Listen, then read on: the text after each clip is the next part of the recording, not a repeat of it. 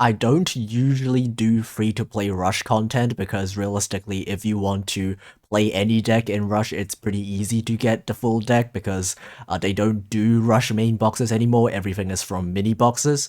So if you are just downloading a game only trying to play Rush, it's pretty easy to get what you want.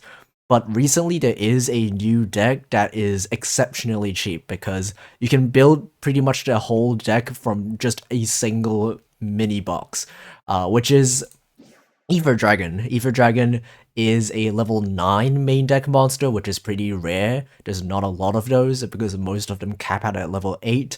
The only monsters that are higher than level 8 are either extra deck monsters or maximum monsters. And Ether Dragon is a pretty good card. It basically is a once per turn pop with a hard once per turn. It's one of those rare cases in Rush where you can only use the effect of the card once per turn. So even if you are able to summon multiple of this card, you can only pop one card. But the whole deck is really cheap. All of the cards are either from the same box or just free to obtain completely. And here I have a cheap version of the deck. So I will show you a more expensive version of the deck that I've played for a while in the WCQ. I've tested this deck for a little bit, even though I mainly play Dark Galaxy. So I will show that later. Ether Dragon is the cornerstone of this deck. You basically want as many copies as you could play. You are able to summon multiple in one turn, and also just having more copies lets you use the skill more often. By the way, let's talk about the skill. The skill is also a legacy skill. You can use it in any character, and also allows you to basically draw an extra Ether Dragon every time during your draw phase. So you draw 6 cards, and one of them will be a copy of Ether Dragon. And also it lets you tribute summon it using only one tribute, which is really nice.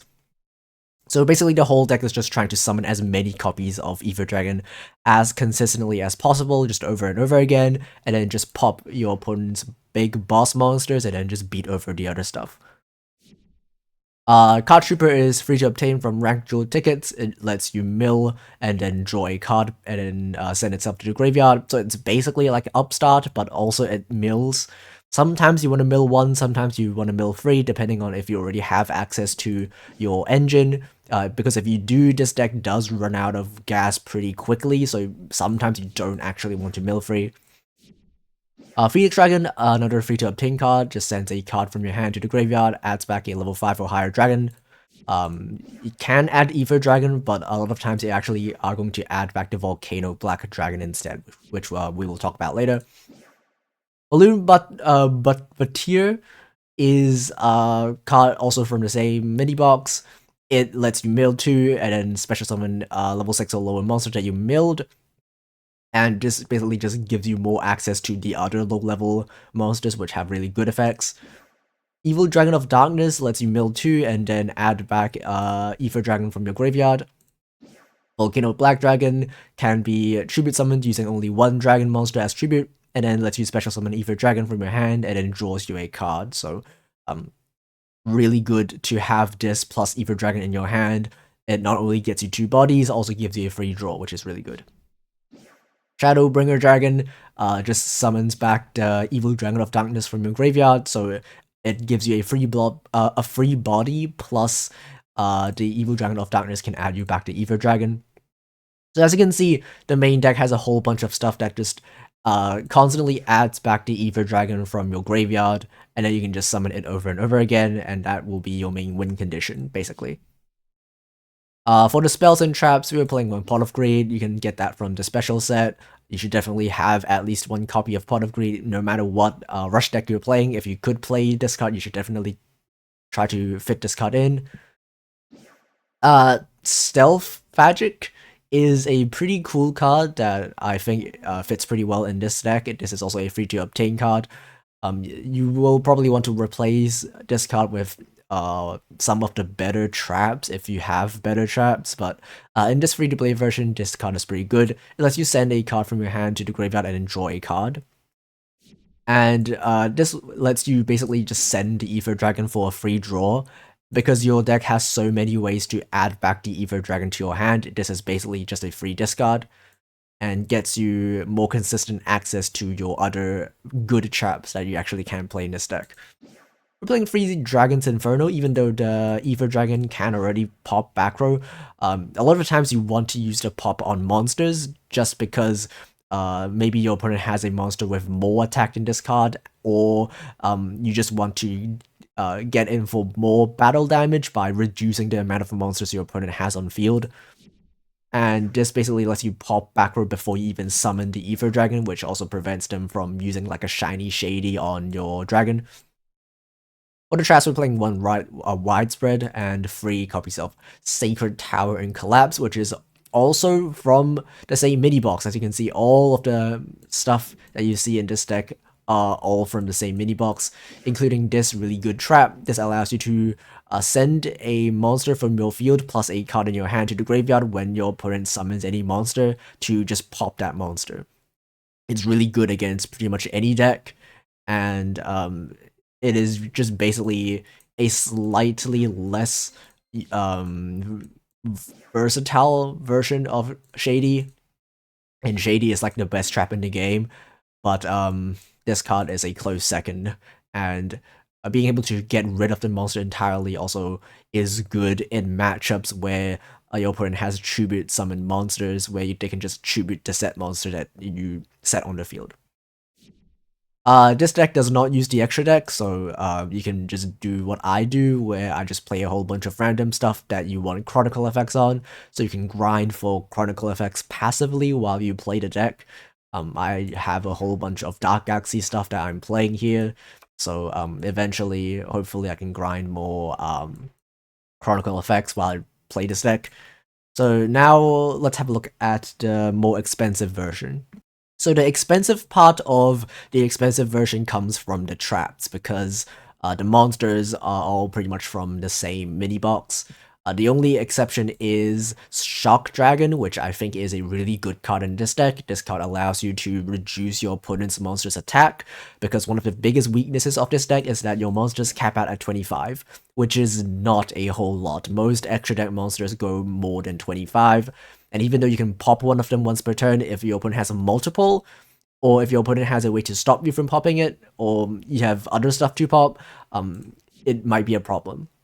So this not only solves this problem by reducing their attack, it also lets you deal more damage per turn, because this deck is not that aggressive. Even if you summon triple Ether Dragon and pop one of their monsters, you're only dealing 2500 attack per turn, which will take you 3 whole turns to actually be able to deal enough for lethal. So this also speeds up the process.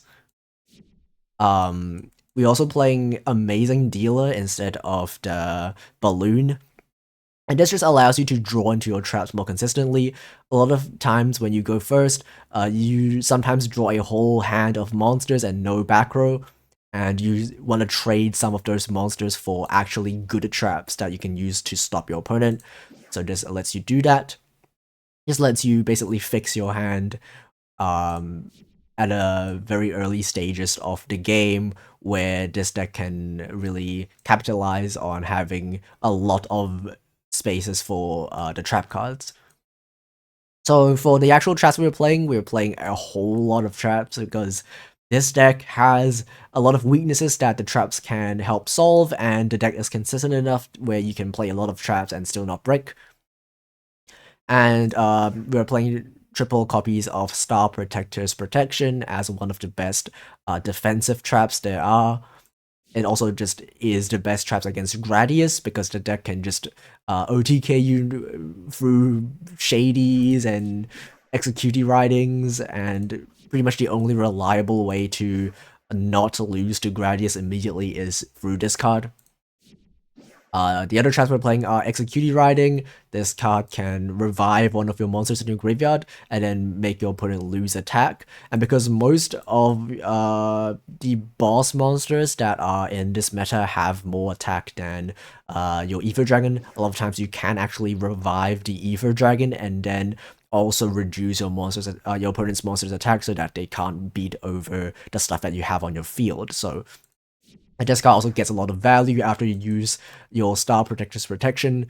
after you send one of your monsters to the graveyard, you can revive back another monster with executing riding so that you don't lose out too much on card advantage. And of course, we still have the one widespread. It's still the best non-limit 1 legend trap that you can play. And Shiny Shady, obviously, this card is really good, and you can play 3 copies in this deck. And again, the extra deck is just random stuff, and I'm just playing Dark Galaxies. So let me show you some replays. So I have a few replays using the cheap version to basically show you an idea of how the deck plays. The deck does have a couple significant weaknesses, which is why it is not one of the best decks in the format. It is really decent, but you really do need to have the good trap cards for this deck to be able to consistently win against the best decks in the format. So when we go first, we could try to draw cards with Card Trooper and also Volcano Black Dragon if you have it, and then it helps you get access to your good traps. Our opponent will do the Light Galaxy combo. They're gonna make the Extraplorer, and that's a really good thing for us to pop.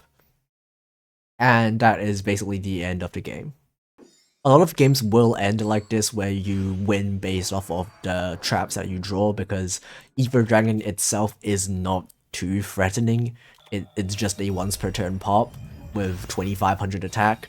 So a lot of these matchups where your opponent have a lot of higher attack monsters, you will have to rely on the trap cards.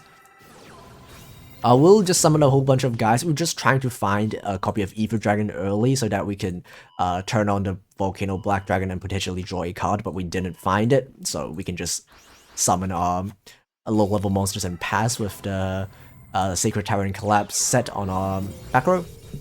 We can discard the Volcano Black Dragon when they try to go for the Dark Magician. Dark Magician is a very scary deck. I'll probably make a video on that sometime, but the deck is very inconsistent. Sometimes it just does nothing and loses, sometimes it just wins even if you have your full board. But in this case, we can get rid of some of the back row. Doesn't really matter in this case though. And we can just summon our big guys and attack full game. So our deck is really good when our opponent has one really strong boss monster and the other monsters are weak, but it becomes a problem when your opponent has like multiple high attack monsters that Ether Dragon cannot beat over, because Ether Dragon can only pop once per turn. If your opponent has 2 or more monsters with higher than 2500 attack, it is a huge problem. And such is the case for the Meteor Dragon matchup, which is abysmal, because not only do we are we not able to beat over any of their fusion monsters, we also are really in a bad spot when they make the Meteor Fusion, the one that doesn't have effects, because most of our good traps don't work against that fusion monster. Even in the expensive version, Shiny Shady doesn't work against Meteor Dragon, and the Executed Riding cannot activate when they summon a non-effect monster. So it's really difficult to actually win against a Meteor Dragon deck unless they draw really badly. Opponent makes 2 Meteor Swarm Dragons, and that's actually really tough for our deck to crack. We can pop one of them with the Ether Dragon. Our hand is not too bad. I mean, we can pop one of our opponent's back row, that's like something. We can add back the Ether Dragon. We can summon 2 Ether Dragons, and maybe summon Volcano Black Dragon as well. Maybe we can draw into something good. I mean, a second Sacred Tower and Collapse is not the worst, I guess. We can beat over one of our opponent's monsters, but we can't deal with the other Meteor Swarm, and he can use the effect again, and well, that's not gonna be a game that we can win. So yeah, I hope that this gives you something to play if you want to get into Rush, but if you don't have too much you can spend on the format, this is a pretty decent deck, and it only gets better the more traps you get for the build, which can solve the weaknesses that the deck will otherwise have. So thanks for watching, goodbye.